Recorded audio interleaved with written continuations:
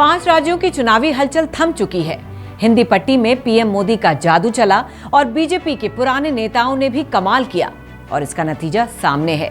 मध्य प्रदेश, राजस्थान और छत्तीसगढ़ में बीजेपी की बड़ी जीत के बाद अब कौन बनेगा मुख्यमंत्री का सवाल भी सुलझता हुआ दिख रहा है। नमस्कार, सियासी नुक्ता विद मुक्ता में आपका स्वागत है। आपके साथ मैं हूं मुक्ता सिंह। पक्की खबर है कि 3 राज्यों में बीजेपी फिर पुराने चेहरों पर दांव लगाने जा रही है, यानी बीजेपी में ओल्ड इज गोल्ड।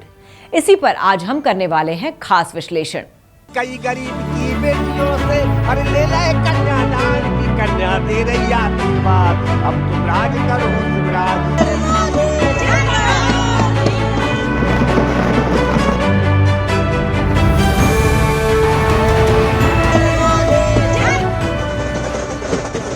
तीन राज्यों में बीजेपी ने जबरदस्त कामयाबी हासिल की। मध्य प्रदेश में तो बीजेपी ने 163 सीटें जीतकर पिछले सारे रिकॉर्ड तोड़ दिए। ये कामयाबी बीजेपी ने बिना सीएम का चेहरा देकर हासिल की। शिवराज सिंह को चुनाव में चेहरा नहीं बनाया गया। यही नहीं, जीत के बाद जब प्रधानमंत्री ने दिल्ली में बीजेपी मुख्यालय से कार्यकर्ताओं को विजयी संदेश दिया तो उसमें भी शिवराज का नाम नहीं लिया गया। एक प्रकार से भाजपा के विजय की पूरी जिम्मेवारी अपने हाथ में उठा रही थी और भरपूर आशीर्वाद दिया है। मैं आज पूरी विनम्रता से देश की हर बहन बेटी को यही कहूंगा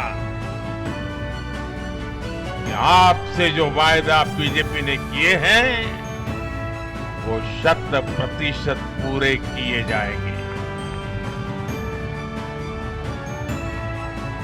और ये मोदी की गारंटी है। मध्य प्रदेश के चुनाव में बीजेपी की ऐतिहासिक विजय को लेकर राजनीतिक पंडित अपने अपने तरीके से आकलन करते रहे। कई मीडिया हाउसेस और विश्लेषकों ने इसे मोदी के चेहरे पर मिली जीत बताया, तो कई इसे शिवराज की लाडली बहना योजना की कामयाबी बताते रहे। शिवराज भी मजे हुए नेता है। उन्होंने खुद कहा कि ये पीएम के चेहरे पर उनकी बहनों की तरफ से दिलाई हुई जीत है। मध्य प्रदेश चुनाव के नतीजे बेहद दिलचस्प रहे। शिवराज सिंह के मुकाबले सीएम बनने का ख्वाब देखने वाले मध्य प्रदेश के गृह मंत्री नरोत्तम मिश्रा दतिया से चुनाव हार गए। केंद्रीय मंत्री फग्गन सिंह कुलस्ते को भी हार का मुंह देखना पड़ा। मध्य प्रदेश में बीजेपी के चुनाव संयोजक और केंद्रीय मंत्री नरेंद्र सिंह तोमर भी किसी तरह हारते हारते जीते, यानी सीएम की रेस से 2 नेता तो आउट और नरेंद्र सिंह तोमर का दावा कमजोर। अब सवाल उठने लगा कि क्या शिवराज की जगह बीजेपी प्रहलाद पटेल और कैलाश विजयवर्गीय को मुख्यमंत्री बनाने वाली है। विजयवर्गीय के नाम पर पार्टी के अंदर और बाहर बहुत समर्थन नहीं मिला, जबकि प्रहलाद पटेल का दावा इसलिए मजबूत दिख रहा था क्योंकि ओबीसी शिवराज को हटाकर पार्टी को ओबीसी नेता को ही मुख्यमंत्री बनाना था। लेकिन रुकिए जरा, ये जो नाम हमने लिए हैं इनमें से कोई मध्य प्रदेश का सीएम नहीं बनने वाला है। पार्टी के अंदरूनी सूत्रों के हवाले से खबर है कि शिवराज सिंह चौहान ने इस रेस में फिर बाजी मार ली है और पार्टी ने शिवराज को ही सीएम बनाने का फैसला कर लिया है। अब बस ऐलान बाकी है। शिवराज सिंह चौहान को मुख्यमंत्री बनाना बीजेपी की रणनीति है तो मजबूरी भी। अगले 4-5 महीने बाद देश में लोकसभा चुनाव होने हैं। बीजेपी ने विधानसभा चुनाव में नारा दिया, एमपी के मन में मोदी। इस नारे को चरितार्थ करना है तो कम से कम अगले 6-8 महीने शिवराज सिंह का एमपी का मुख्यमंत्री रहना जरूरी है। लोकसभा चुनाव के बाद क्या होता है ये भविष्य के गर्त में छिपा है। मामा के नाम से मशहूर हो चुके शिवराज सिंह को इस बार मुख्यमंत्री की रेस में नहीं माना जा रहा था, तो इसका कारण ये नहीं था कि उन्होंने चुनाव में कम मेहनत की या इसका क्रेडिट पीएम मोदी को ज्यादा है, बल्कि इसकी वजह कुछ और थी। आप सभी जानते हैं नरेंद्र मोदी 4 बार गुजरात के मुख्यमंत्री रहे हैं। अगर शिवराज सिंह इस बार मुख्यमंत्री बनते हैं तो वो 5वीं बार मध्य प्रदेश के मुख्यमंत्री बनेंगे। राजनीति के जानकार इसे ही मन की बात समझकर 2023 में शिवराज की दावेदारी को खारिज कर रहे थे। तो हम बात कर रहे हैं बीजेपी में ओल्ड इज गोल्ड की। सूत्रों की माने तो ये फॉर्मूला एमपी के पड़ोसी राजस्थान में भी काम कर गया है। लोकसभा चुनाव तक महारानी वसुंधरा राजे को राजस्थान की कमान मिल सकती है। सूत्र ये भी बता रहे हैं कि उनके नाम पर भी करीब करीब मुहर लग चुकी है। महारानी वसुंधरा राजे की शख्सियत से आप सभी लोग इत्तेफाक रखते हैं। पूरे राजस्थान की कोई एक लीडर है तो वो वसुंधरा राजे। वरना राजस्थान में कोई शेखावटी क्षेत्र का नेता है तो कोई हाड़ौती या मेवाड़ का। भरतपुर से लेकर जोधपुर, जैसलमेर तक और अजमेर से लेकर बूंदी, दौसा तक किसी एक नेता की पहचान है तो वो है वसुंधरा। हर जिले में उनके समर्थक है। ये संयोग ही है कि वसुंधरा ने भले अकेले चुनाव प्रचार किया, लेकिन वो सभी जिलों के अपने पार्टी और बागी नेताओं से संपर्क बनाए रही।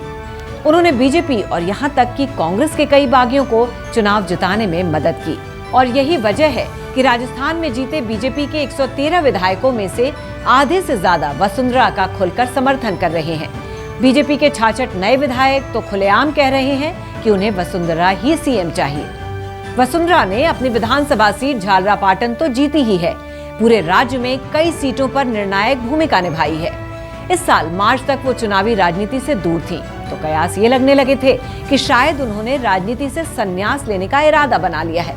लेकिन इस चुनाव में वसुंधरा के कमबैक ने साबित कर दिया है कि उनको कभी भी कम करके नहीं आंका जा सकता है।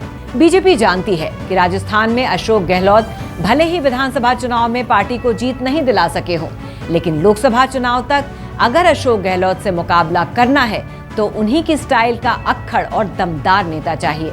इस फॉर्मूले में वसुंधरा राजे बिल्कुल फिट बैठती हैं। हालांकि दिलचस्प बात यह है कि कांग्रेस के सचिन पायलट कई बार आरोप लगा चुके हैं वसुंधरा और अशोक गहलोत मिले हुए हैं। अगर वसुंधरा को लोकसभा चुनाव तक राजस्थान के सीएम की कमान मिलती है तो दूसरी महारानी दिया कुमारी सिंह का क्या होगा? राजसमंद से बीजेपी की लोकसभा सांसद राजकुमारी दिया सिंह ने जयपुर के विद्याधर नगर से चुनाव लड़ा और शानदार जीत भी हासिल की है। वो इस चुनाव में मोदी और अमित शाह की आंखों का तारा भी रही हैं।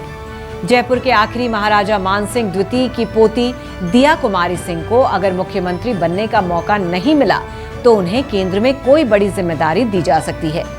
हालांकि अगर वसुंधरा राजे मुख्यमंत्री बनती हैं तो दिया सिंह ही नहीं, बीजेपी के कई और बड़े नेताओं के चेहरे का कमल मुरझा जाएगा। एमपी और राजस्थान में ओल्ड इज गोल्ड रिटर्न दिख रहा है तो छत्तीसगढ़ में बीजेपी नए चेहरे पर दांव लगा सकती है।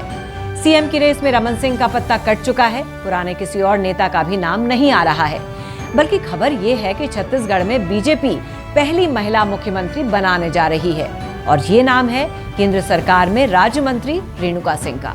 रेणुका सिंह टीम मोदी का धाकड़ चेहरा मानी जाती हैं।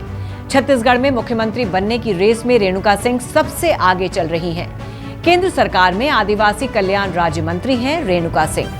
भूपेश बघेल सरकार में डिप्टी सीएम टीएस सिंह देव के सरगुजा इलाके से आती हैं रेणुका सिंह। इस विधानसभा चुनाव में उन्होंने सरगुजा इलाके में टीएस सिंह देव और कांग्रेस को पूरी तरह धूल चटाई है। सरगुजा की सभी सीटों पर बीजेपी जीती है और यही नहीं, टीएस सिंह देव को भी हार का सामना करना पड़ा है। तो हमने आपको बताया कि 3 राज्यों में कौन बनने वाला है मुख्यमंत्री। शिवराज और वसुंधरा पर मोदी और शाह के अलावा आरएसएस की भी मुहर लगने की खबर है। हालांकि जब तक ये नेता शपथ न ले लें तब तक ये सियासी नुक्ताचीनी ही है, क्योंकि मोदी और शाह की टीम सरप्राइज फैसलों के लिए जानी जाती है, फिर चाहे वो खट्टर के नाम का ऐलान हो या पुष्कर सिंह धामी का। खैर, जो भी सीएम बने, हम चाहेंगे उन्हें जनता ने जिस काम के लिए जिताया है वो वादे जरूर पूरे हों। सियासी नुक्ता विद मुक्ता में आज के लिए बस इतना ही। हम आपको राजनीति और चुनाव से जुड़ा अपडेट पहुंचाते रहेंगे। तो फिलहाल के शो में बस इतना ही। बाकी खबरों के लिए देखते रहिए श्रेष्ठ भारत।